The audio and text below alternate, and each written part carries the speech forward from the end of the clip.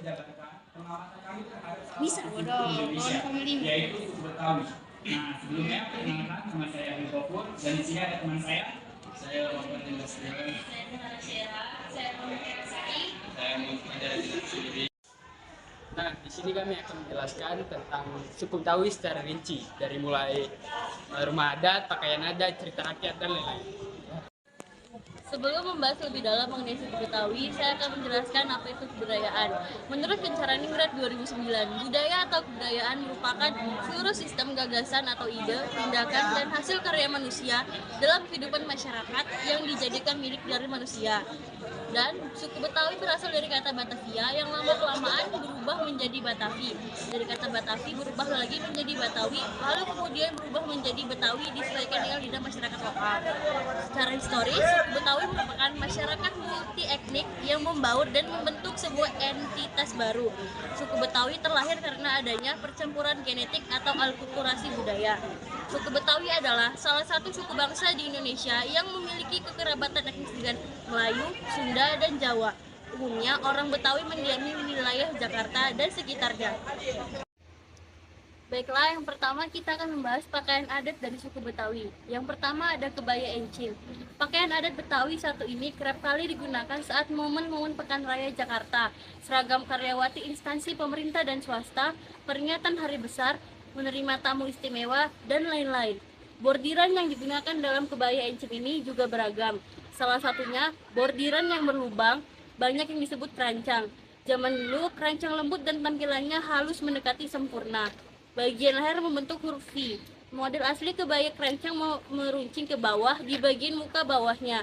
Runcingan tersebut berukuran 12 cm sampai 30 cm dari dasar panggul wanita. Model runcing ini disebut kebaya Sundai. Yang kedua adalah baju sadaria. Baju sadaria digunakan oleh para lelaki Betawi dan seringkali dipasangkan dengan kebaya encim.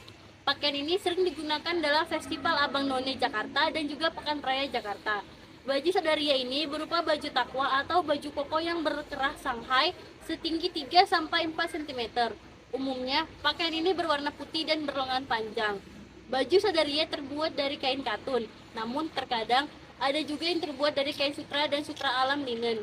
Baju berkancing dari atas hingga ke bawah ini mempunyai saku di sisi kanan dan kiri.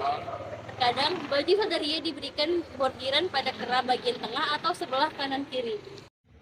Baik, yang kedua saya akan menjelaskan mengenai makanan khas suku Betawi. Yang pertama ada kerak telur. Kerak telur adalah makanan asli daerah Jakarta, Betawi. Kerak telur diciptakan pada tahun 1920-an dari hasil peradaban sekelompok masyarakat Betawi yang tinggal di kawasan Menteng, Jakarta Pusat.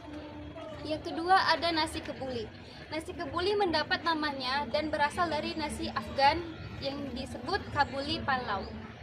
Nasi kebuli terbuat dari nasi dengan minyak samin dan dibumbui. Disajikan dengan kambing, kurma atau kismis. Yang ketiga ada soto Betawi. Istilah soto Betawi hadir dalam kuliner masakan Indonesia sekitar tahun 1977 sampai 1978. Yang mempopulerkan dan yang pertama memakai kata soto Betawi adalah penjual soto bernama Li Bonpo di Kemanggisan. Dalam pembuatannya, soto Betawi juga menggunakan jeroan sapi. Nah, yang ketiga, saya akan menjelaskan tentang tarian-tarian yang ada di suku Betawi. Yang pertama itu ada tari cokek. Tari cokek merupakan tari pergaulan khas Jakarta yang menjadi salah satu bentuk pencampuran antara kebudayaan Betawi dengan unsur kebudayaan Cina dan sudah ada pada sejak abad ke-20. Nah, yang kedua tari lenggang nyai. Tari lenggang nyai merupakan tari tradisional Betawi yang terinspirasi dari cerita perjuangan Nyai Dasima. Dan yang ketiga, tari ondel-ondel. Tari ondel-ondel merupakan tari yang menggunakan kostum boneka yang memiliki tinggi sekitar 2,5 meter dan berdiameter kurang lebih 0,8 meter. Yang keempat, tari topeng. Tari topeng adalah tari yang menggunakan topeng. Kemudian tari ini biasanya sering ditampilkan di teater-teater. Yang kelima, tari yaipong. Tari yaipong merupakan tarian yang diciptakan untuk pertunjukan dan memiliki ciri khas gerak yang sangat ribet. Yang keempat, rumah adat suku Betawi. Suku Betawi memiliki dua rumah adat, yaitu yang pertama rumah kebaya. Rumah kebaya merupakan rumah adat Betawi yang terinspirasi dari bentuk pakaian tradisional kebaya. Ciri khasnya terletak pada desain atap yang menyerupai lipatan kebaya. Rumah ini terbagi menjadi dua bagian, yaitu area umum seperti ruang tamu dan teras, serta ada pribadi yang cakup kamar, ruang makan, dan dapur. Yang kedua, rumah adat gudang. Rumah gudang adalah jenis rumah adat Betawi lainnya yang sering ditemui di wilayah pedalaman. Desainnya berbentuk persegi panjang dengan atap menyerupai palang dan ornamen perisai serta jurai.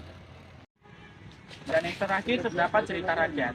Cerita rakyat yang berkembang di Jakarta selain cerita rakyat yang sudah dikenal seperti itu, juga dikenal cerita rakyat lain seperti serial Jagoan Tulen atau Jajampak yang mengisahkan jawara-jawara Betawi baik dalam perjuangan maupun kehidupannya yang dikenal keras.